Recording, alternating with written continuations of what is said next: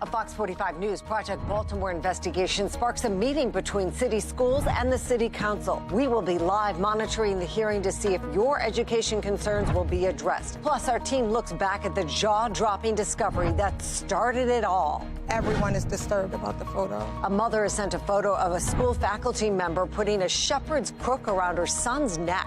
Tonight, we make her voice heard. I just hope I get answers to why this was done to my 5-year-old son. Live from WBFF in Baltimore, this is Fox 45 News at 4. Well, all eyes are on Baltimore City's council tonight. In an hour, city school leaders will be questioned by local lawmakers.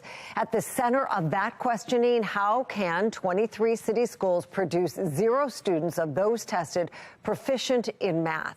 Thank you for joining us. I'm Mary Bubala. And I'm Kai Jackson. Tonight's hearing is 2 months after Project Baltimore and Fox 45 News broke the news of more failures inside city schools. Project Baltimore's Chris Papps is live with us in studio today with more on the struggles inside these schools. But first, Mackenzie Frost is live outside City Hall with the answers we're hoping to get tonight. Mackenzie? Yeah, Mary and Kai, a lot of people looking to find out what actual answers will come out of this hearing this evening, potentially some answers to those questions that they perhaps have had for several weeks now. Now, we know that this city council hearing was called by Councilman Robert Stokes. He announced this was happening several weeks ago, but said he would have it take place now because he wanted to not interfere with the budgeting season, although we are getting closer to the end of this school year. Now, a lot of people want to know, how did this happen and what is being done to ensure students are actually learning what they're supposed to be learning while they're in the classroom. Earlier this week, we sent some questions to members of this committee, finding out what they plan to ask and also asking them more questions about what's going on. Here are a few of those questions that we sent earlier, asking, what's your message to parents who have had children attending one of these 23 schools? How concerned are you about the quality of education these students are receiving? Would you feel comfortable sending your child to one of these schools? And who do you hold accountable? Are the students at fault? Parents, teachers, principals, perhaps school administrators? A lot of people have been wondering, what role did City School CEO Dr. Sonia Santelises have in this problem that we are learning more about students not learning what they're supposed to be learning? Perhaps we'll get some answers tonight. Those council members did not respond to those questions. Hopefully parents as well as members of the public will get some answers to some of these lingering questions. We also know that Councilman Robert Stokes called another hearing for another scandal not that long ago when we were dealing with ghost students at Augusta Fells. During that school hearing, the councilman himself didn't ask relevant questions, so it's unclear what the councilman will ask tonight, but it starts at 5 o'clock, and we'll be inside and let you know what we find out. For now, we're live outside City Hall. Mackenzie Frost, Fox 45 News. As Mackenzie said, tonight's hearing is the result of a Project Baltimore investigation into the 2022 MCAP results. And Chris Papps is here now to explain how we got here. Chris? Yeah, so Project Baltimore, you guys remember in February, we broke the story that you mentioned about the 23 Baltimore City schools that had 0 students among those tested who scored proficient in the state math exam. Now, we're going to take a closer look here at those 23 schools. There were 10 high schools, 8 elementary schools, 3 middle high schools, and 2 elementary middle schools. Exactly 2,000 students in total took the state math test, and these schools could not produce 1 student who tested at grade level. And it wasn't just those schools where we saw students struggle. The entire state had a tough time on the state math test, but Baltimore City schools were the lowest in the state. Just 7% of 3rd through 8th graders tested proficient in math, which would mean 93% could not do math at grade level in Baltimore City. And even, Chris, with the challenges of the pandemic, these scores were so low. There was outrage in the community. And I remember you spoke with a mom who was really compelling because one of her sons was at one of these 23 schools. Yeah, and Nichelle Watkins, very powerful story, very emotional interview with her. We spoke with her the day after we broke the story about those 23 schools. Now, she is, as you mentioned, a Baltimore City mother whose son attended Johnston Square Elementary, where no students tested proficient. As we said, it was a very emotional interview, but this mother was adamant that her son was simply not getting the education he needs, and that could literally be the difference between life and death. I have a black son that got to grow up in Baltimore City. That's why I'm so emotional. That means in Baltimore City, you having a black child, a male child at that, is only 2 ways out. You're either going to be dead or locked up. And I don't want that for my son. Since our story aired with Nichelle, her son has received help from a private tutor who is helping him for free, and we are keeping in regular contact, and he is doing well. We will have an update on that in the coming weeks. Now, when you hear parents like Miss Watkins, it's certainly heartbreaking, and it will be interesting to see if Dr. Santelises and the school leadership will address these parents at tonight's hearing. What do you say to the families who attend these 23 schools? How are you helping them? We've asked city schools how it plans to improve math scores. We'll talk more about that coming up at 5 o'clock. It's so good to hear Nichelle's son is doing better, though. He certainly is. Chris, thank you. Thank you. Well, on the heels of this hearing, we went to Annapolis today to ask for a reaction from Governor Wes Moore. Here's some of what he said.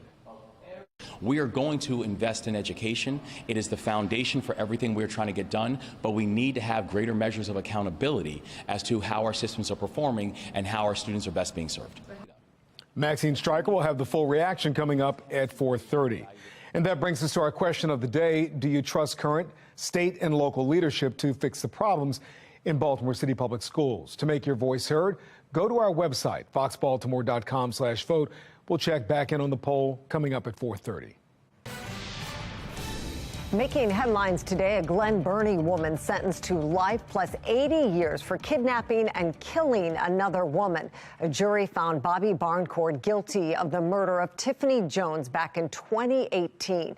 These are pictures of the two, Barncourt on the left, Jones on the right. Barncourt and an accomplice were convicted of kidnapping Jones, killing her, and setting her body on fire. Barncourt's DNA was found on the knife handle used in the kidnapping. Barncourt says part of the reason she participated in the act was that she believed Jones had stolen her cell phone. An arrest tonight after a 26-year-old was shot and killed in Glen Burnie. Police say they've arrested and charged a 19-year-old Glen Burnie man for that homicide. The victim, Brandon Williams, was found shot to death near Crane Highway. Police continue to investigate. Overnight, Baltimore firefighters battled a house fire in West Baltimore. This was in the Sandtown Winchester neighborhood. Firefighters say when they arrived, they saw flames shooting out of all the front windows of the row home. No word of any injuries or what caused it. It's concerning. It's very concerning. I just hope I get answers to why this was done to my 5-year-old son. Developing right now, a private elementary school in Baltimore County dismissed early today and will be closed again tomorrow. It is over a photo taken at St. Peter's Elementary yesterday that is stirring some controversy online. Fox 45's Amy Simpson spoke with the mother of the 5-year-old in the photo. Amy, what did she say? Well, she said she never expected this volume of reactions and opinions, but she tells me that after what happened yesterday at her son's school, he will no longer be attending St. Peter's Elementary. Teenie Brooks sharing that photo with Fox 45 News. She said her son's teacher actually sent the picture to her yesterday. The photo appears to show a member of the church with a wooden staff around her 5-year-old son's neck. The teacher's message said the boy volunteered to be a sheep during chapel, but the picture is stirring up some serious emotions from the mom and from others who are now sharing the photo online. Sad, upsetting, distasteful. I'm lost for words. I didn't find nothing funny about the photo. And Amy, what kind of explanation is the school offering about the photo and actually what happened? Yeah, so Mary, so far the school has not responded to my questions or addressed this matter publicly. But today, while we were outside of the school setting up for our interview with that mother, the pastor of the church actually came out and spoke to us, spoke to the mom as well. He declined an interview. I asked him more than once to do an interview with us. He did decline. He did say, though, that this incident happened during chapel yesterday during a biblical lesson about the Good Shepherd. We'll have more coming up at 5. Reporting live now, Amy Simpson, Fox 45 News. First on Fox, an exclusive account from a former Baltimore officer on conditions inside the department. We are learning about the toll record low staffing is having inside the force. My hiring date was the 4th of November, 1982. Is it fair to say things have changed a lot since then? Things have changed drastically. For the better? Lifelong first responders are leaving the profession in droves. Well, if anyone can shine a light on what's happening behind the scenes at BPD, it is Jerry Hensley. He was a Baltimore City police officer for nearly 4 decades, most of which he spent working in narcotics. However, despite his years of investigating violent street gangs and arresting drug dealers, he says physically putting himself in harm's way wasn't the part of his profession that scared him. According to Hensley, it was the punitive policies put in place following the installment of the city's consent decree that has veteran officers on edge and leaving the department. Now, to be clear, he says he believes in accountability for corrupt cops, but he claims the consent decree is currently being enforced to a fault. Take a listen. I feel that it's being abused by our police department, especially our internal affairs. I've seen people suspended for things that they didn't do, or accused of stuff they didn't do. Every little minute thing you're being punished for. It's excessive enforcement that Hensley claims he experienced firsthand. Coming up tonight at 10, we'll have the full story of why he retired early last year. But for now, reporting live in Baltimore City, Rebecca Pryor, Fox 45 News. I'm Morgan Atzett live in Owings Mills for the Ravens draft. Why they may be picking later than expected tonight. That's coming up next on Sports Unlimited. Remembering Jerry Springer after word today that the legendary talk show host has passed away. The last 2 members of a Baltimore drug trafficking group sentenced in court. The dent leaders hope it'll make in the city's fight against crime. And rain-free today, but take a look at the wave of moisture that is moving toward us through tomorrow into Saturday. I'm going to let you know how much you're going to see in your neighborhood and how your weekend plans look in my Weather Authority forecast.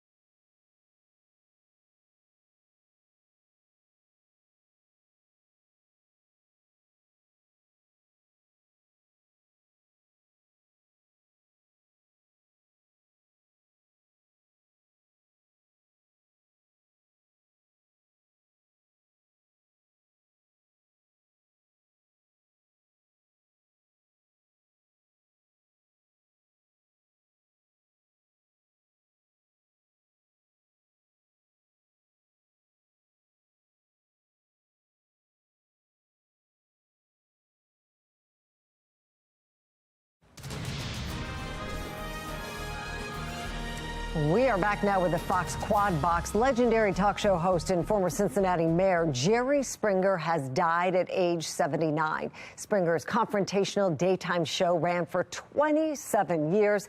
His family said he died peacefully at his home in suburban Chicago after a brief illness. Emmett Till's accuser, Carolyn Dunham, has died at the age of 88. She was 21 in 1955 when she claimed 14-year-old Emmett Till whistled at her. That led to the boy's severe beating and lynching. Last year, a grand jury in Mississippi declined to indict Dunham. Two small planes collide in Orlando. The FAA says one of the planes was parked when the other crashed into it. No one was hurt. And the number of Americans applying for unemployment benefits fell again last week by 16,000. It shows American workers are enjoying unusual job security despite rising interest rates and looming recession fears. Be the first to know about breaking news by signing up for News on the Go. Go to foxbaltimore.com and click on Mobile Alert Sign Up under the Station tab.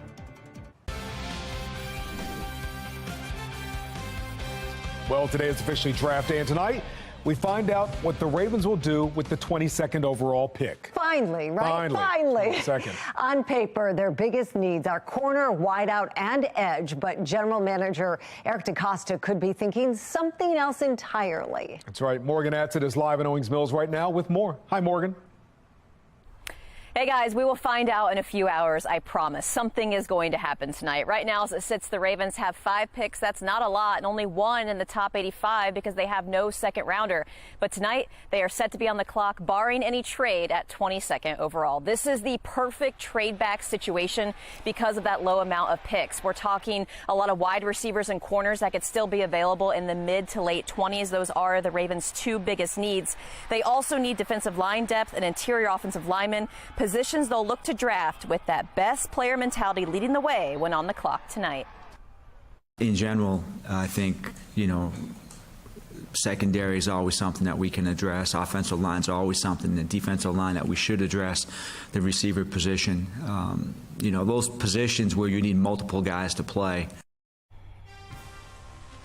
For all your Ravens draft coverage, stay right here on Fox 45. Rocco DeSangro and myself have you covered tonight throughout the entire weekend. Now, if we want to involve some math and some odds makers, which is always the new and fun thing to do now in sports, bookies.com released their newest one yesterday of odds makers for the first round, and they have the Ravens taking TCU wide receiver Quentin Johnson. Another name that has been linked through the Ravens through multiple drafts that would fill a need is Maryland cornerback Deonte Banks. Once again, we have to wait. With it being said that I said those names, probably not going to pick them. Reporting live in Owings Mills for the Ravens draft, I'm Morgan Atzett. Back to you. Well, the next weather is moving in, and it looks like we're going to have some problems in terms of some nasty commuting as well as potentially even some coastal flooding. A coastal flood watch in effect for Anne Arundel. This is going to go all the way through the next about 2-3 high tide cycles, especially as we work our way into the day, I think into Friday night more so. But even during the afternoon tomorrow, there potentially could be some minor coastal flooding, and it could start getting worse Friday night into Saturday. So keep that in mind, some moderate coastal flooding there. That's number one. Number two, the big rain that's going to be moving in. There could be several inches of rain that move up the coastal plain and up toward us, and that could start impacting some of our commuting on Friday. For now, it's nice. Fair weather high pressure is in control, at least briefly, after rain yesterday evening. Notice the next batch of rain, and it's starting to get more intense, and there could be a couple batches of potentially some heavy rain coming our way. Notice into Friday, the on and off rain begins, and it goes pretty much all day long. Then that system kind of dissipates, but gives way to another weather maker that's down towards St. Louis. That will get here as we head into Sunday, likely Sunday afternoon, Sunday evening, Sunday night. So right now it's mostly cloudy, taking a beautiful look over the Stadium District. That's 66 with a wind out of the east at 9 miles an hour, humidity at 59%, dew points in the low 50s right now. So actually feels pretty good aside from a few extra clouds. Temperatures 60s to right around 70. Kind of a transitional in-between day, if you will, as we had that system yesterday and another one for tonight into tomorrow. Notice the clouds already increasing overnight. By tomorrow morning early, 4:30 a.m. down toward D.C. If you're traveling that way, the rain starting by about 8 a.m. here in the city. We're getting some lighter rain, and then it becomes heavier progressively through lunchtime. Well, look at this. By about 4 or 5 o'clock, that doesn't look too good. All that heavy rain, temperatures only in the 50s during the afternoon. And then probably into early Saturday dissipates again, but we could get at it again on Sunday with another round of some rain, and some of that could be heavy too. In terms of rain totals, up to 1 to 3+ inches of rain. We have a moderate drought that we've been experiencing, so we need some rain, and we are certainly going to get some here on and off Friday. Heavy into Saturday morning, then another round of rain and some thunderstorms potentially. Dries out briefly Monday, maybe another round of showers coming like Tuesday, Wednesday, Thursday, unsettled, and a cool forecast coming. The country's still very divided over the best way to care for transgender children. I'm Kayla Gaskins in Washington with why the DOJ is now entering the fight. State education leaders deciding to shield test score details after our Project Baltimore team reported on them. Our continued push for accountability.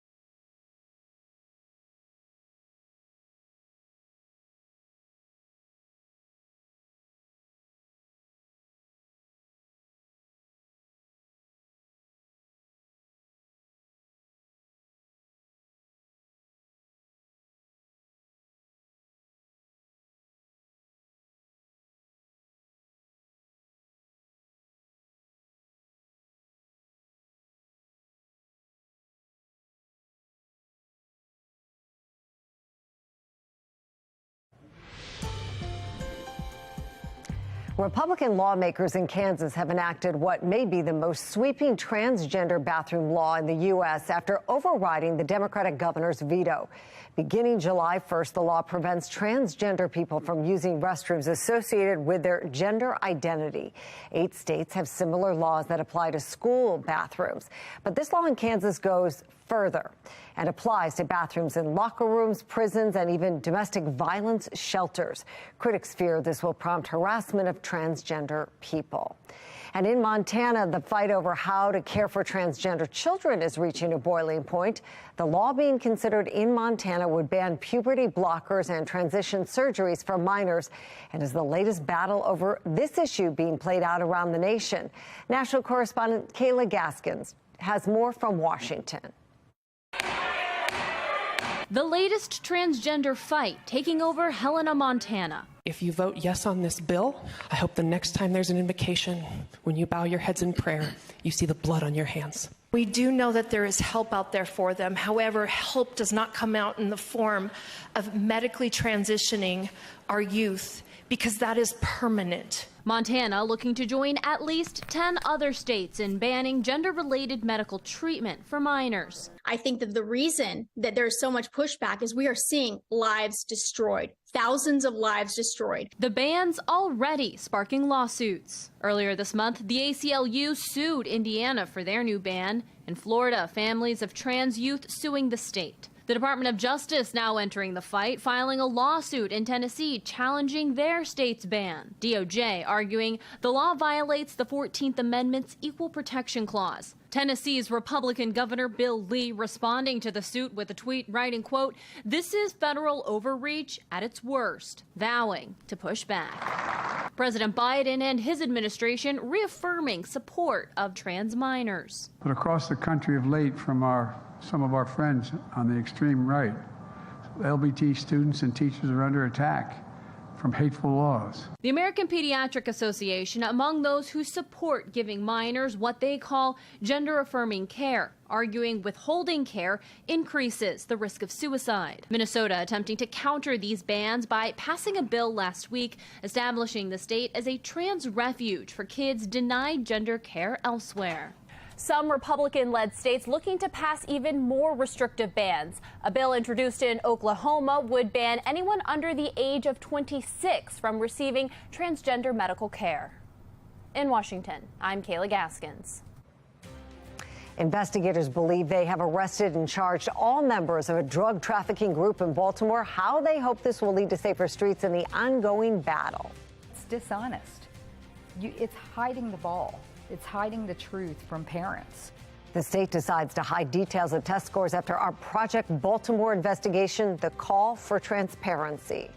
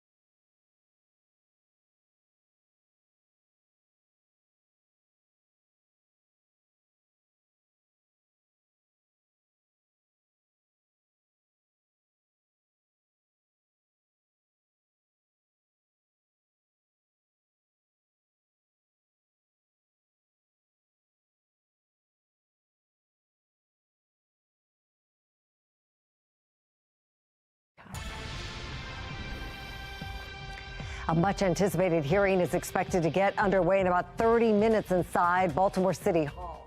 City school leaders will be questioned by local lawmakers. At the center of their questioning, how 23 city schools of those tested produced 0 students proficient in math. Now, this all stems from an investigation by Project Baltimore. In our latest report, we're pressing state leaders for answers after school test results were removed, redacted, then reposted on the state's website. As Chris Papps explains, the state superintendent refuses to answer our questions. Busing for not just our bus zone. Project Baltimore went to this Maryland Board of Education meeting to speak with State Superintendent Mohammed Chaudhry about state test scores taken down after we began reporting the results. Mr. Chaudhry, Chris Papps with FOX45. Can we ask you a couple questions about your department removing test scores from the website? Instead, he shut the door and locked it. Your statement said that you value the media and you want to talk to the media. Sir? After Chaudhry dodged our questions, President Crawford? Yes, I'd like to say something. We turned to the board president, Clarence Crawford. For one, we appreciate you coming. We appreciate the coverage. But when we started asking Crawford questions, it appeared he knew very little about what was happening. Did you know What the data data? was going to be adjusted? No, because that's part of its operation. You're the president of the school board. That You is didn't know? That is operations. It is being called a scandal and a cover-up. It's now been over a week since Project Baltimore broke the news. The Maryland State Department of Education changed how it reports test scores to the public, hiding much of the data behind asterisks and making it more difficult for parents and taxpayers to see how schools are performing. The data was originally posted online in January, then removed. A redacted version was reposted after Project Baltimore reported on 23 Baltimore City schools with 0 students who tested proficient in math. The decision triggered a strong reaction, many calling on the state superintendent to address it. Hold press conference. That's it. Hold press Come conference. on the air. Go do an interview. You came on with us, Muhammad showed you when you first got here. Haven't been on since. Come on, what's there to hide? MSDE has not agreed to an interview, but said in a statement it's using enhanced de-identification to protect student privacy because of learning challenges presented by the COVID-19 pandemic. But not everyone is buying that argument. The Maryland Public Policy Institute called it a cover-up, and earlier this week sent this letter to the Inspector General for Education requesting an investigation into whether any state or federal laws have been violated. Also, a petition calling on the state superintendent to resign is now nearing its goal of 2,500 signatures on change.org. 8 Maryland delegates have also signed multiple letters calling on MSDE to further explain why the data was removed from the state's website. I had no idea that was what happened, and it's dishonest. It's hiding the ball. It's hiding the truth from parents. Do you approve of the change? From what I understand, yes. You believe in giving less information to parents and taxpayers? No, we believe in giving proper information. So what they did was the past correct. 13 years, you've been reporting this data the same way. You're saying that MSD has been improper for the past 13 years? This is how they've been reporting the data for 13 years, sir. They just changed last month. We stand with the superintendent. Last week, Superintendent Chaudhry's office issued this 3-page letter concerning our reporting.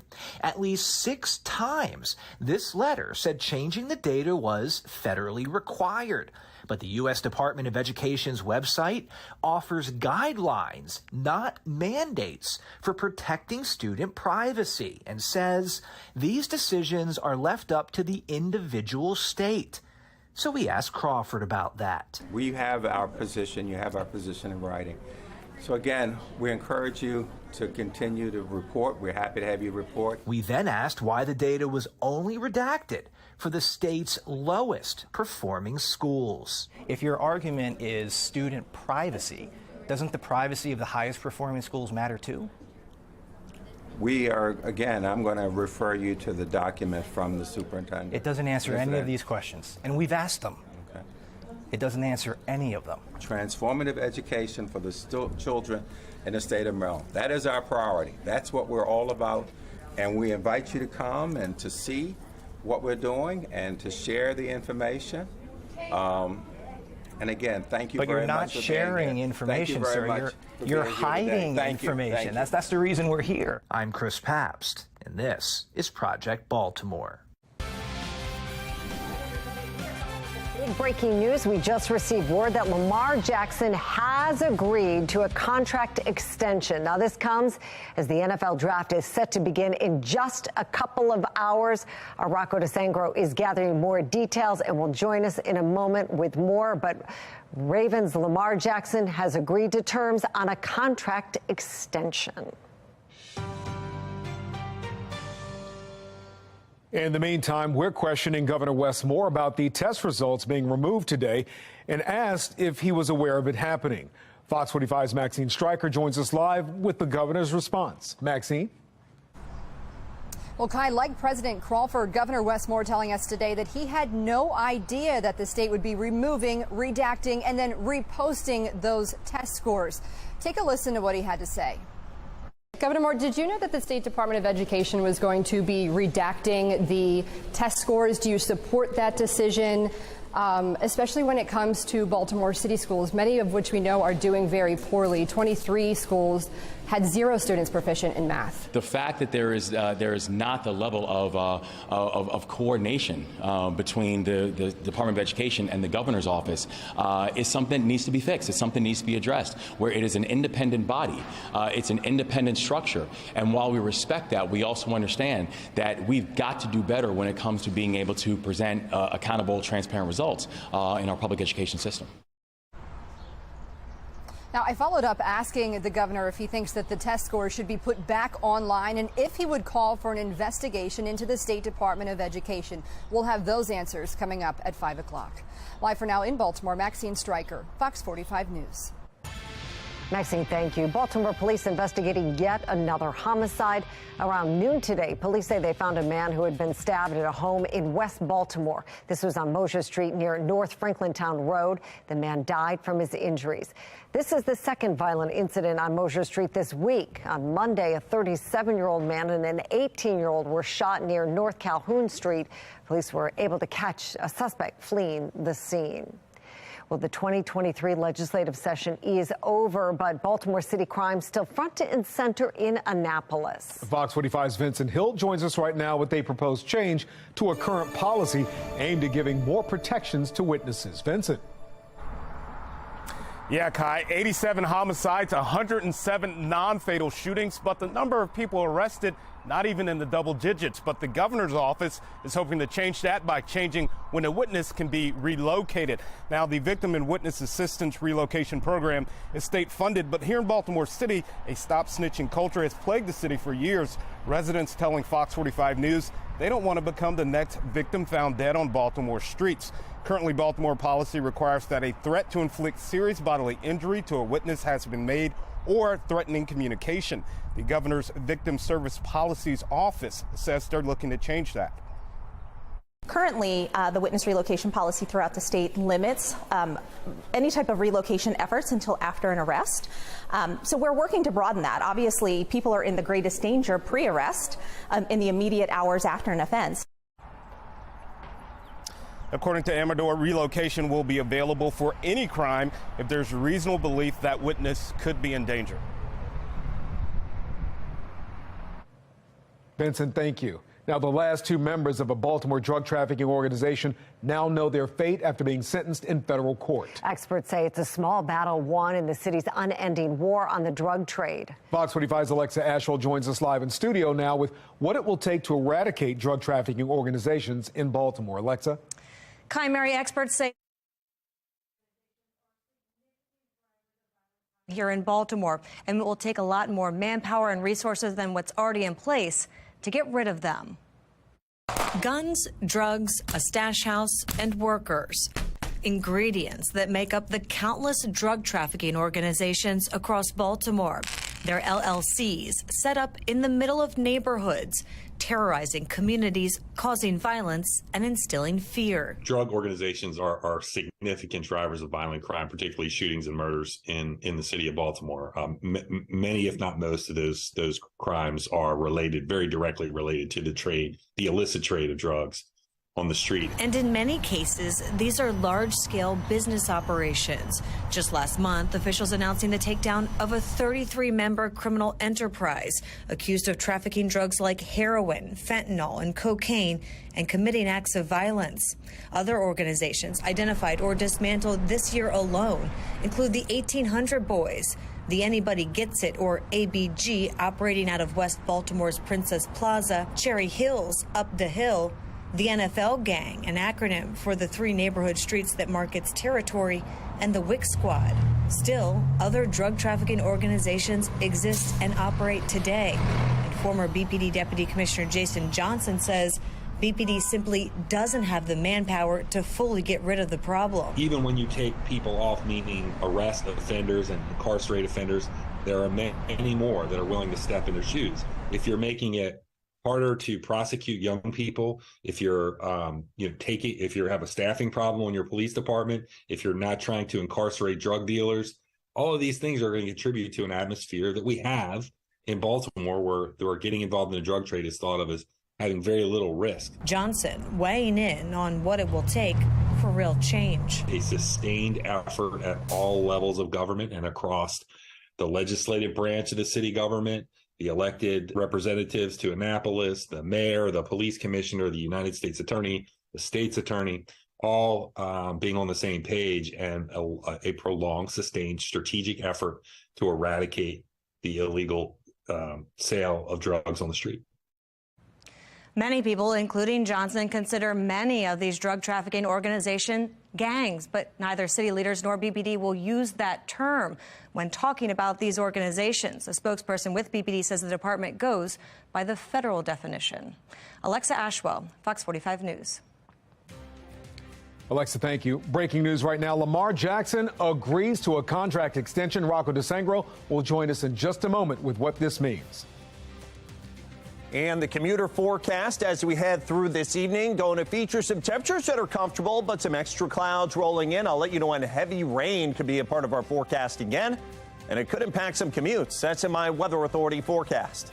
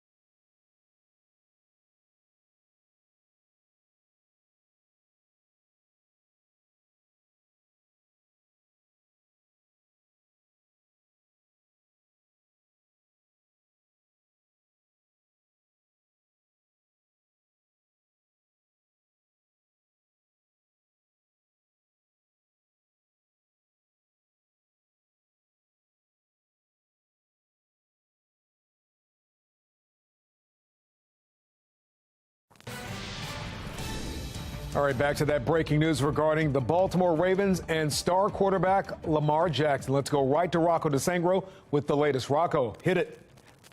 Yeah, Kai, let's right off the bat. Lamar Jackson has agreed in principle to a 5-year extension with the Baltimore Ravens that will keep him in Charm City through the 2027 season. The Ravens have just tweeted that framework is in place. While Jackson has not officially signed on the dotted line yet, it is happening. Lamar is here to stay. This deal is reportedly going to eclipse that of Jalen Hurts and will make Lamar Jackson the highest paid player in the NFL. This is still breaking right now. Morgan Adsit, she's at the Castle in Owings Mills gathering more information as we speak. But the Ravens, they have their franchise quarterback for years to come. And Lamar, he's evidently getting the bag from the Ravens. Morgan Adsit will have more coming up on the countdown to the NFL draft. The bag he is getting, Rocco. Thank you. Making headlines right now, the Massachusetts Air National Guardsman accused of taking highly classified intel documents and then publishing it was in court. It was part of a detention hearing for Airman First Class Jack Teixeira. The 21-year-old has been detained since his arrest earlier this month. Prosecutors say they think Teixeira may have access to more documents that he did not release. Well, that leak stunned some in the intelligence community, but gamers leaking information is becoming more common. The National Desk Angela Brown is looking into previous leaks by gamers. The fallout from the Pentagon leak is igniting calls to clamp down on who has access to classified information. Senator Mark Warren on the Intelligence Committee says a lot of things have gone wrong. We then have a universe of over 4 million Americans who have a various level of either secret or top secret or higher clearances. So this has been a problem we've known for some time. Long-standing standards now colliding with a new world filled with gamers looking to one-up or even impress, some willing to sacrifice classified documents to do it. Jennifer Goldbeck is a professor of information studies at the University of Maryland. The core issue is a social one. You know, you want to show off to your friends and get support from them, and Discord is where that's happening now. Gamers leaking military documents is becoming more common. Axios reporting since 2021, War Thunder fans posted classified or restricted information related to British, French, and Chinese weapon systems. In January, this report revealing confidential information relating to the American F-16 fighter jet also posted on a War Thunder forum. Goldbeck says the leaks will keep flowing, partly due to the strong social reward. Kind of show off, to get clout, to get people to cheer for what you're doing. And a lot of that comes from being a little bit subversive, showing off special knowledge that you have. In Washington, D.C., I'm Angela Brown. All right, let's go ahead and take a look at what's happening as we work our way into the remainder of the afternoon and this evening. We are watching the potential here of some coastal flooding, number one. That's what you see in this kind of lighter green right around Ferndale Farms in Annapolis. That is a coastal flood watch that is in effect for tonight, tomorrow, all the way actually into the early weekend. A coastal flood advisory is in effect for tomorrow afternoon. I think the worst of the coastal flooding around Annapolis, where we could see some moderate coastal flooding, actually is going to be occurring here into early Saturday, about 1 a.m. on Saturday. That's going to be our high tide time there. For now, it's nice, but this is kind of a two-pronged system. We got that coastal flood threat, then we also have the heavy rain potential that's going to be moving at us, and that'll be for Friday commuting. Let's go ahead and take a look. Next weather maker, moving our way here Friday, a real just kind of ugly, rainy, one of those types of movie days, if you will. And then as we head into Saturday, I think after some morning showers, we'll try to get this warm front to push at us a little bit and get rid of some of the rain. But there's more rain that you see out to the west. That's going to get here in time for the second half of Sunday. So there will be some time over the weekend where maybe it's not raining, but it's not going to be a beautiful weekend by any stretch. I think indoor plans is going to be the way to go. 66, mostly cloudy now, winds out of the east at 9. Temperatures all across the board, actually pretty pleasant in the mid-60s near 70, although we do have some extra clouds. Overnight tonight, again, the clouds are going to begin to thicken up once again. There's that chance of some light rain by early tomorrow morning. Umbrellas out during the day on Friday. Some heavy rain maybe at noontime and also for the PM commute. Look at the reds and the yellows, the oranges. Temperatures stuck in the 50s. And then into early Saturday, that's when we see the rain beginning to push east. But we're still kind of shrouded in clouds. High temperatures, I think, on Saturday in the low to mid 60s, and that'll go for Sunday as well, as another round of maybe some rain and storms comes in during the afternoon. 1 to 3+ inches of rain as we head through Saturday, and there could be some more coming for Sunday. High temperature 59, yuck on Friday. We need the rain. We're in a moderate drought, but it doesn't look so good for the timing here, with especially the afternoon commute impacted. Early showers on Saturday, then some clouds during the afternoon. 67 Sunday, clouds thicken again, some PM storms into very early on Monday. It stays unsettled into early next week with temperatures below average. Trending right now, some little kiddos taking over the headquarters of M&T Bank in downtown Baltimore. This is part of Operation Hope and Big Brothers and Sisters. 23rd and 4th graders from Westport Academy received some beginner lessons in financial literacy. According to M&T, 25% of Americans don't have anyone that they can ask for trusted financial guidance. They hope events like this one will empower the next generations. We're teaching them to decorate a piggy bank because it's all about savings. So they'll be able to decorate that piggy bank and take it home with them. We actually give them a little bit of money to put in there. So they're excited about that. We're going to have some food to eat. We're going to spend some time with them today. Something that we do periodically, a couple times a month. You know, and they really enjoy it. They have a chance to come out of school, take a trip over here to One Light Street, and hang out with us for a little while. Well, this event was part of M&T's partnership with Big Brothers and Sisters, which is now in its 8th year. Coming up at 5 o'clock, a mother pulls her son out of school over what she says is an incredibly disturbing and offensive picture. The controversy that shut down a small private school. Photo ops, flower trucks, and Italian artisans dishing up all the pasta you can eat. Where to find it this weekend.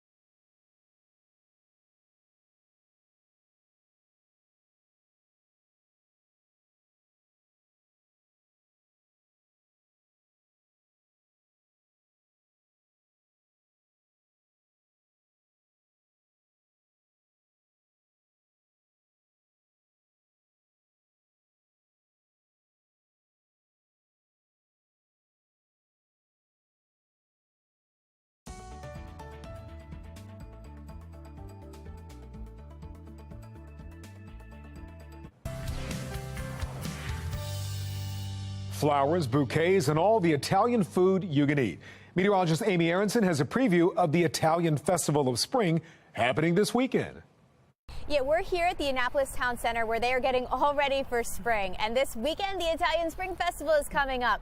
Everything flowers. And that's why we're bringing Danny Miner in. And her mom, Beth, is over there working hard this morning. This just screams spring. I love your stand. This is your business that you started. How did you come up with this idea? So it all started, I was actually working at a marketing agency back in 2019. I walked into this coffee shop that was right nearby. I walked in, there was a huge tub of like tulips, the most beautiful flowers I had literally ever seen in my life. And I needed to understand why they were the most gorgeous, to be honest with you. So I just kept going in, buying this woman's flowers. And it turned out they were from a local farmer. Oh, cool. And yeah, I really got to know her and her farm. And anytime I took a break and went into this coffee shop, I was like literally praying that she had them. She had them. So skip forward a year. We're in COVID. This is probably like March or April 2020.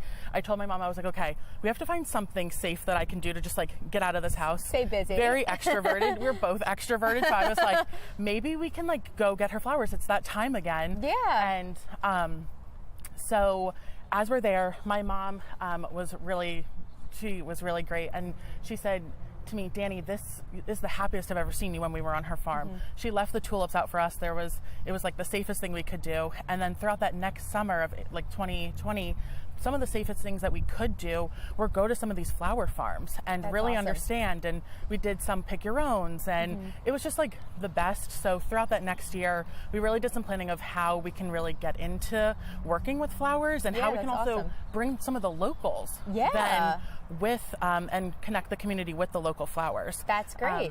And all turn it into a beautiful bouquet like your mom just put together there. So I'm really excited today. We have a woman-owned farm on the flower stand today. Half of the blooms on our stand today are from a local farm called Fairy Tale Farmette. She's out of Davidsonville, Maryland, and it's really why I do this. It's my passion. That's awesome.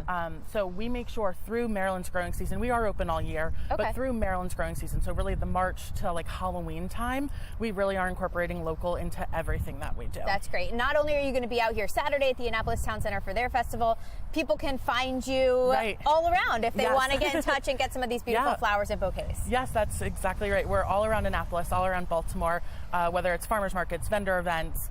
We also have self-serve flower stands, one down in Annapolis here, and then one up in Baltimore in front of the coffee shop Order and Chaos. Okay, awesome. Well, if people want more information, we've got it up on our website. They can reach out to you or head over to foxbaltimore.com/newslinks. In Annapolis, Amy Aronson, Fox 45 News.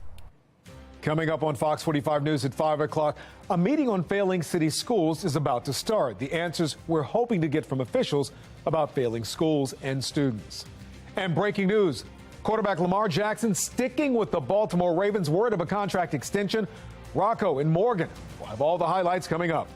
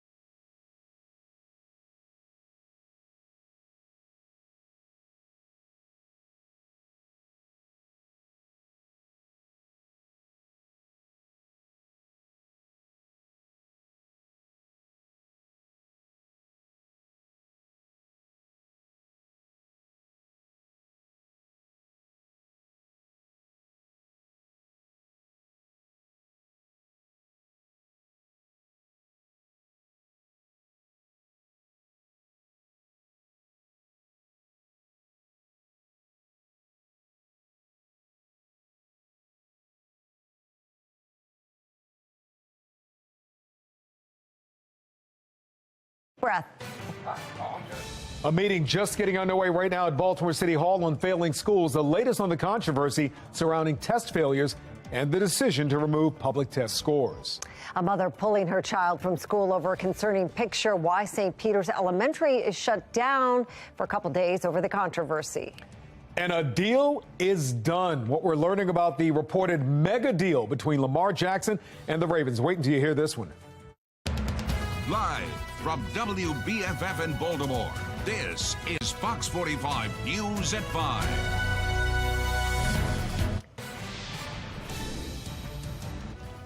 Well, breaking news right now, Lamar Jackson is staying in Baltimore. Whew. Say Ravens fans, thank you, right? We like to see number 8 between us, don't we? I'm Kai Jackson. And I'm Mary Bupalo. The Ravens announcing a 5-year extension with the star QB. We have team coverage on what we're learning about this deal, starting with Morgan Atzett at the Ravens team facility in Owings Mills. The timing of this, Morgan. Yeah, I can guarantee for this NFL draft, the Ravens won't be taking a quarterback. All right. So we know that is happening right now. The Ravens and Lamar Jackson have reached that mega deal extension that's been nearly 2 years in the making. It is 5 years. I can confirm that. And just moments ago, I called a Ravens spokesperson to request an interview from anybody upstairs that wants to talk. They've done these before on draft night. I'm talking GM Eric DeCosta, head coach John Harbaugh. I was told, quote, we're a little busy right now. So this deal still is very fresh. Lamar has not been in town and signed it. It's nothing like that. This is a agreed 5-year deal. And Lamar Jackson breaking the news himself on the Ravens social media page from a parked car, saying there's been a lot of he said, she said talk going about all the reports. He also requested a trade, so we can't forget that. This did turn south not only just months ago, but it appears the signing of veteran free agent for 1 year, $15 million, Odell Beckham Jr., maybe that was the true olive branch that helped Jackson come back to the Ravens and reach this long-term deal. And perhaps it's the market that he didn't find for himself with other teams with that non-exclusive franchise tag. Whatever it was, he's not going anywhere, locked in through the 2027 season. We will hear from the Ravens tonight after their first-round selection as far as how this all went down. But for more on the deal, Rocco DeSangro is in studio. Yeah, Morgan, what an exciting past 30 or so minutes it's been. But we do know, like you said, the deal is 5 years and it's a mega deal. Ian Rappaport of NFL Network reporting that Jackson will be making $260 million, making him the highest paid player in all of the NFL. Josina Anderson says it's a $185 million guaranteed contract. The extension eclipses Jalen Hurts' deal with the Eagles. The Ravens keep their star quarterback and former MVP through the 2027 season. Lamar gets the bag when he signs on the dotted line, which he hasn't done yet, but that will be coming soon. It's a big day in Baltimore, people, and the draft hasn't even started. As of now, the Ravens hold the 22nd pick in the draft, and we know they're not going quarterback, like Morgan said. Imagine if they get DeAndre Hopkins tonight as well. I'm just going to throw that out there. That could very well happen. The former All-Pro wideout could be traded as early as tonight, according to reports. And the Ravens, they've been a team that's been linked to him. Much more coverage coming up tonight on Sports Unlimited. For myself and Morgan Adsett, guys.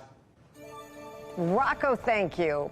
Well, a city council committee hearing on the Baltimore City Public Schools getting started right now at this hour. This is a live look inside City Hall. Council members are expected to press school leaders on a Project Baltimore report on some troubling math test scores. Councilman Robert Stokes called for the meeting more than a month ago, but waited until now. He says it's because of the budgeting season.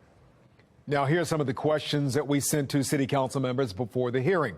What is your message to parents who have children attending one of the 23 schools that Chris Papps reported on? How concerned are you about the quality of education these students are receiving? Would you feel comfortable sending your children to one of these schools? Who do you hold accountable? Are the students at fault? Parents, teachers, principals, or school administrators? Well, we didn't get any answers right now. The last time Councilman Stokes called a hearing with the school system, it followed the Augusta Fells ghost student scandal that Chris Papps also reported on. The councilman himself never asked anything about the issue. No council member mentioned the school's name. Fox 45's Mackenzie Frost is at that meeting right now. She'll have a full report coming up on Fox 45 News at 10 o'clock. City council members, though, are expected to address the 2022 MCAP results tonight. That's right. Project Baltimore's Chris Papps joins us right now. And Chris, many people in the community want an explanation for these results. It really is troubling. Yeah, so the scores that are coming out of Baltimore City, or that came out last year that we reported on, they're certainly alarming. Now, in February, we broke the story that there are 23 Baltimore City schools where 0 students who took the test scored proficient on the state math exam. Now, among those 23 schools, there are 10 high schools, 8 elementary schools, 3 middle high schools, 2 elementary middle schools. Exactly 2,000 students in those 23 schools in total took the math test, and not one could do math at grade level. But it wasn't just those schools where we saw students struggle. The entire state had a tough time on the state math tests, but Baltimore City schools were the lowest in Maryland. Just 7% of 3rd through 8th graders tested proficient in math. That would mean 93% could not do math at grade level. 93%. So no doubt 7% proficient is staggering. We did have the pandemic, which put kids everywhere behind, Sure. but this still is a very, very low number. City schools, what are they doing to start improving things? Yeah, so obviously we did reach out to them to find out what they're going to do, and they got back to us and told us what their plan is going to be. So as of now, here's the plan. Their steps to improve math scores include professional development for teachers, summer learning, and an extended learning period at the end of the day. In a statement, they told us that they were confident that those instructional strategies would regain the momentum and progress that they experienced before the pandemic. Well, Project Baltimore has been covering Baltimore City schools now for 6 years, and that response is almost identical to other responses that we have received when we have reported on concerning data in Baltimore City schools. So we went straight to the CEO, Dr. Sonia Santelises. But I think parents would like to hear directly from you, the parents that go to these schools. Chris, parents have heard. They've heard at board meetings. We're rolling out our plans. We're visiting schools. We have, Chris. Thanks so much. It's really good to see you. Now, that was the last time that we have spoken with Dr. Santelises, but we'll be watching tonight to see what she and other city school leaders have to say about the MCAP results, and we'll be listening for what their answers are. And coming up tonight on Fox 45 News at 10, we'll go over what they don't talk about, the answers that they don't give, or the questions that are not asked, about the families that go to these 23 schools. I mean, what is your message to these moms, to these dads, to these students that go to these schools that don't have any kids proficient? Hopefully parents get some answers. Thanks, Chris. Well, we also pressed Maryland Governor Wes Moore for answers today and learned that he was in the dark when it came to the Department of Education's decision to remove and redact the test results. Well, now he says there needs to be more coordination between his office and the Department of Education. Fox 45's Maxine Stryker spoke with him and joins us with his response. Maxine. Yeah, Kai, we had asked Governor Moore if he knew those results were going to be taken down and redacted before they were reposted, and if he supported that decision, to which he told us he had no idea that was happening. He says that there needs to be better collaboration with the Department of Education and more transparency and accountability. We asked him how he'll ensure that that happens. Do you think those scores should be put back online? Would you like to see an investigation into how this happened into the Department of Education? Well, I'm a believer in transparency, full stop. I think we need to make sure for something that is so important. It's the reason when I talk about the importance of public education, it's the reason that we made historic investments in public education. It's the reason that we made historic investments when it comes to the Education Scholarship Fund, making sure that low-income students actually have a chance to have higher educational supports. We are going to invest in education. It is the foundation for everything we're trying to get done, but we need to have greater measures of accountability as to how our systems are performing and how our students are best being served. But how do we do that? How do we remedy that? Well, Governor Moore not directly answering our questions there of whether or not those scores should go back online and if he would call for an investigation. And our follow-up question got cut off. We did send several questions to his office today, and we have not heard back. Marian Kai. Maxine, thank you. Marking his first 100 days in office, the governor also questioned about getting crime under control. What was the governor's response to that, Maxine? Well, the governor was asked what he says to Republicans who say that he has not been tough enough on crime, especially after several tough on crime bills failed to make it through this session. Here was his response. I'd say for the past 8 years, we have watched a doubling of the homicide rate in the state of Maryland. So their plans weren't working.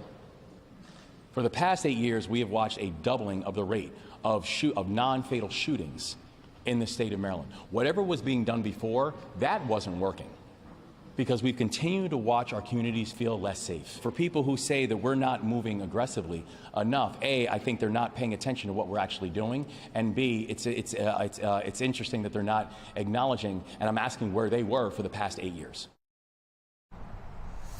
However, when asked where he fell short in the past 100 days, Governor Moore saying it was when it came to addressing crime and public safety, saying that he will not wait until next session to start addressing those issues. Reporting live in Baltimore, Maxine Stryker, Fox 45 News.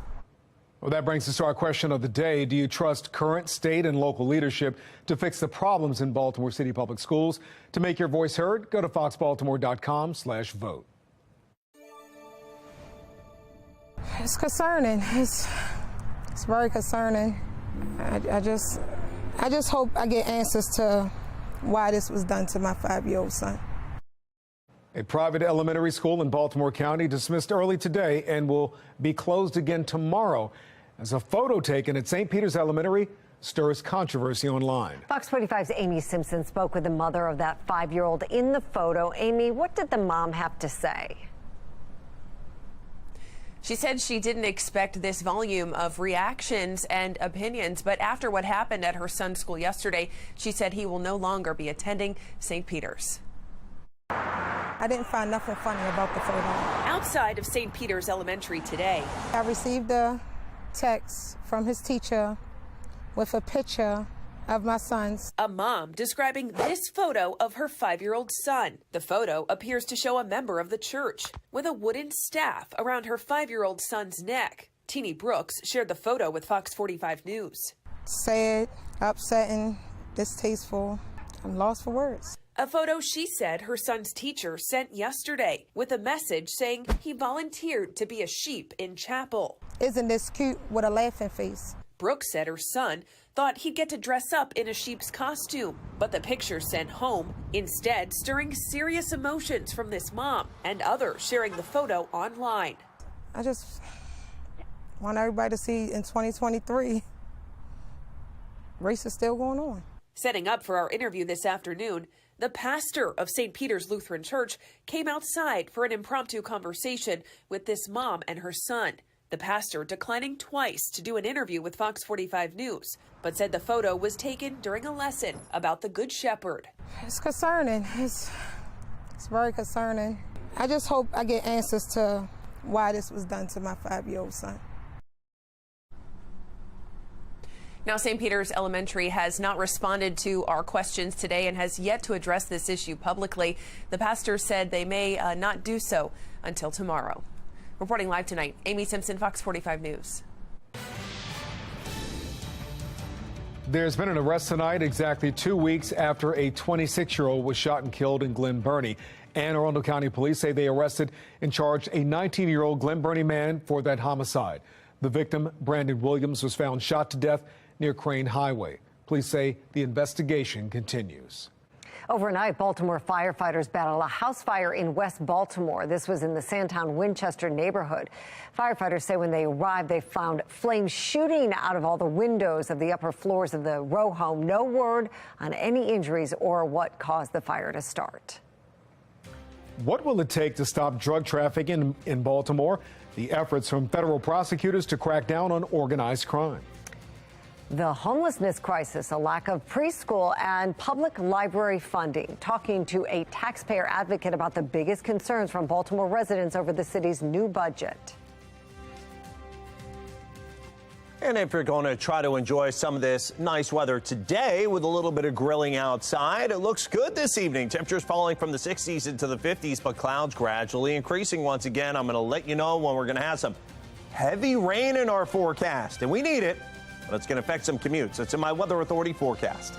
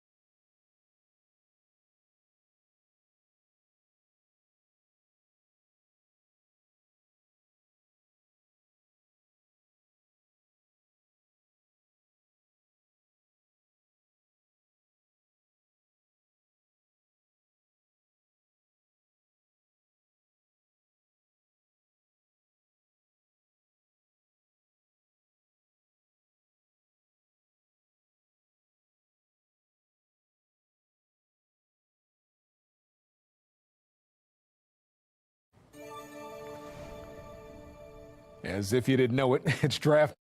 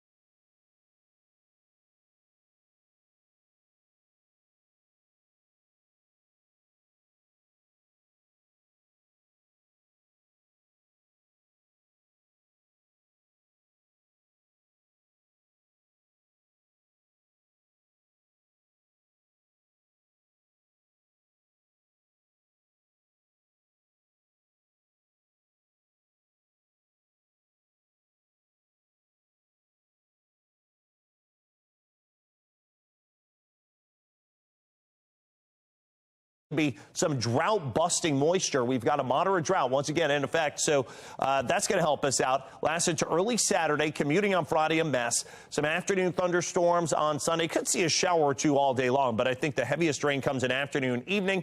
Then behind that, dries out Monday. Just an outside chance of a shower or two Tuesday, Wednesday, Thursday, but still a cool forecast there.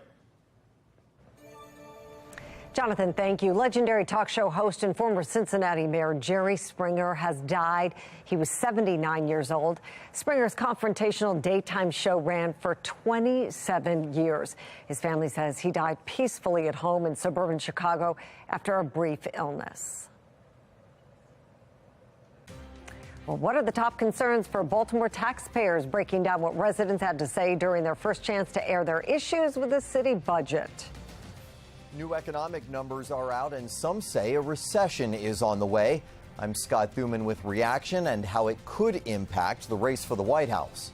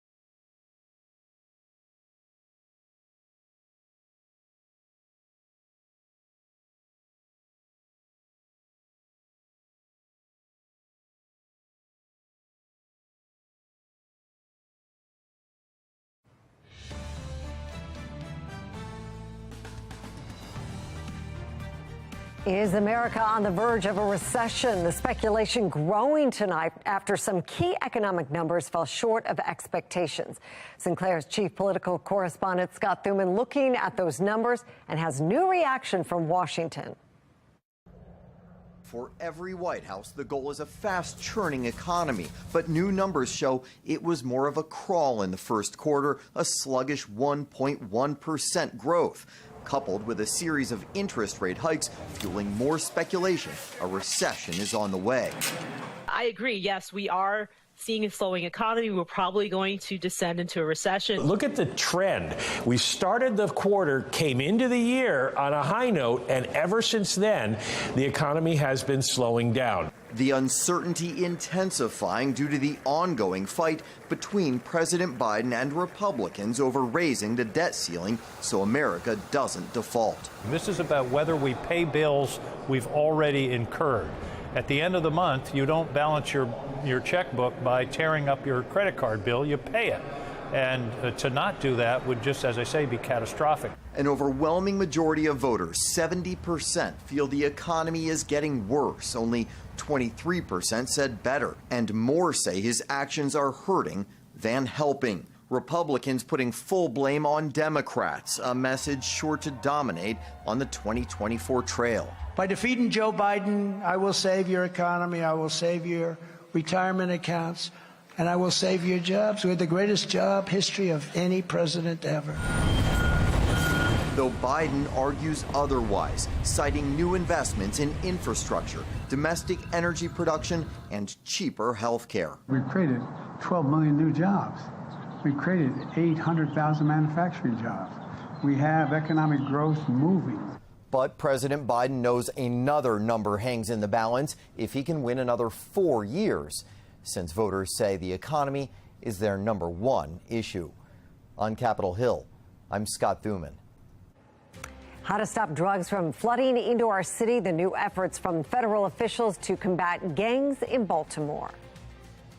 The way certain policies are enforced is driving officers away. That's from a recently retired police officer who tells Fox 45 News he is frustrated with Baltimore City's consent decree.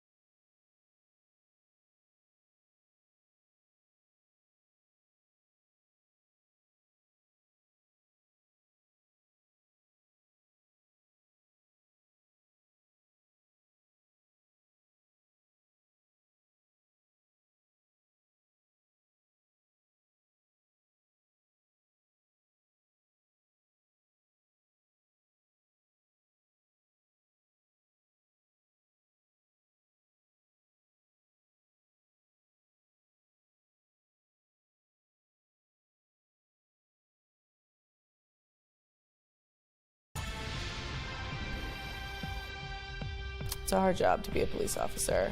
It's very hard. But here's the thing: the streets are a piece of cake. It's the internal stuff that gets you. That's crazy. Speaking out amid a mass shortage of Baltimore City police officers, a retired cop says the city's consent decree is partly to blame, and we've heard this before. We have heard it for many years. Fox 45's Rebecca Pryor spoke exclusively with a veteran officer. She joins us live with why he believes first responders are leaving the profession in droves. Rebecca? Yeah, we've heard it before, but this is a new perspective on this long-standing problem. For months, we've heard law enforcement leaders talk about how officers are in need of more money and better benefits. But now, for the first time, we're hearing directly from one of Baltimore City's rank and file. According to Jerry Hensley, who spent nearly 4 decades on Baltimore City's police force, officials are missing the mark. He says punitive policies and excessive enforcement of the city's consent decree is the main reason we're seeing a shortage of officers. Take a listen. There's a lot of officers who now feel as though if I go out there and I do my job and I make one little mistake, then I'm going to be punished severely for it. No room for error. Nope. Now, to be clear, Hensley believes corrupt cops need to be held accountable. However, he claims the way the consent decree is currently being enforced is handcuffing, not helping all officers from policing properly. It's an issue Hensley says that he has faced firsthand. Coming up tonight at 10, we'll have his full story. But for now, reporting live in Baltimore City, Rebecca Pryor, Fox 45 News. All right, Rebecca, thank you. Well, that short staff combined with the surge in crime this month is stretching the department thin. In a bleak period Tuesday from 2 p.m. to 2 a.m. Wednesday morning, 12 people were shot in a span of 12 hours across the city. That's basically a person an hour. Well, scanner chatter made it sound like the police department was struggling just to keep up. Listen to this. Wagon person isn't in yet. They're on overtime. Adam shift units coming clear, guys. Still holding 7 calls or 3 priority ones. They have no one available at this time. One of the people who was shot died. Another victim was a 14-year-old hit in that triple shooting. Well, that violence continues today with another shooting in Northwest Baltimore. A man was shot in the hand and took himself to the hospital. He is expected to survive. Police have not identified where that shooting happened. In West Baltimore, a man was stabbed to death. It happened on Mosier Street near North Franklintown Road. Officers found the victim at the scene who had been stabbed multiple times in the lower body. He was pronounced dead at the scene. Now, this is the second violent incident on Mosier Street this week. On Monday, a 37-year-old man and an 18-year-old were shot near North Calhoun Street. Police were able to catch a suspect fleeing the scene. And according to Baltimore police, 86 people have been killed in the city this year. That is compared to 107 homicides at this time in 2022. 186 people have been shot and survived. That number was up to 215 at this time last year. Now, despite the improvement, the city has seen a spike in violence this month. April alone accounts for roughly 33% of all non-fatal shootings this year. Violent crime also extending into Baltimore County. 52-year-old Michael Carthen and a 17-year-old are facing multiple charges, including attempted murder. According to police, earlier this month, the suspects fired shots into a victim's car as they were being pulled along the side of the vehicle. The attack led to the victim to crash. Both suspects are being held without bail. Well, this week, the mayor presented an update to his crime plan. While the mayor says the data shows his plans are making a difference, Tom Rogers spoke to a local law enforcement expert who disagrees. Mayor Brandon Scott presents the city with his first annual update to his crime prevention strategy and community violence intervention program. It is called The Cultivation of Baltimore's Community Violence Intervention Ecosystem. While many question the reasoning behind the title, while laughing at that title, former police commissioner Ed Norris points to the disturbing crime data and how they are using data from a horrific year under the mayor in 2022 to this year. The city it may be statistically safer than it was in the last year, which was horrifically bad, historically bad. The violence was through the roof. It still is. If you have 12 people shot within less than a day, yeah. I mean, how can you claim victory here? It's ridiculous. Mayor Scott claims the programs that he's investing tens of millions more in will take time as young people grow and choose different paths away from violence. Tom Rogers, Fox 45 News. Well, the last two members of a Baltimore drug trafficking organization now know their fate after being sentenced in federal court today. That's right. Experts say it is a small battle won in the city's unending war on the drug trade. Fox 45's Alexa Ashwell joins us now with what it will take to eradicate these drug trafficking organizations from the city. Alexa. Kai, Mary, experts say these drug trafficking organizations are significant drivers of violent crime here in Baltimore, and it will take a lot more manpower and resources than what's currently in place to get rid of them. Guns, drugs, a stash house, and workers. Ingredients that make up the countless drug trafficking organizations across Baltimore.